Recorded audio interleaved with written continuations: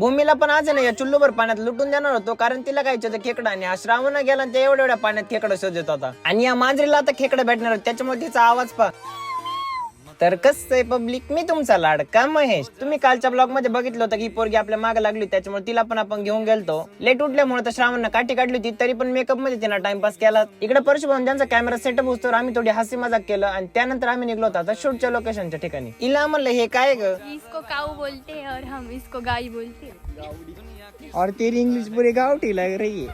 एवढा मोठा पहाड चढायचा आहे, त्याच्यात पाऊस पण थोडा थोडा चालू होता, त्याच्यामुळे वहिनी म्हणले मी येतच नाही, तुम्हीच जाऊन शूट पण करून या. वरती गेल्यानंतर तर मी एकदम झाडाखाली सेफ होतो, पण हे तर पूर्ण भिजून गेलते, कारण आपलं कामच भारी हो. सांगा बरं कॉमेंट मध्ये आहे की नाही खरंच भारी. तुम्ही जर कुठे बाहेर चालले असेल ना, तुमच्यासोबत मोठा माणूस पाहिजेच, कारण की ते बाहेर जाताना काही ना काही सोबत खायला घेतात. वहिनी म्हणत असतील खरं तर बिस्किट मी आणली, हिनं फक्त महेशकडे नेऊन देण्याचं काम केलं. हे काय सही बात नाहीये. दुसऱ्या लोकेशन जाता जाता जरा गावड्या पाहिल्या, कारण घरच्या गावड्या पाहिल्याच नव्हत्या 10 एक दिवस झाले.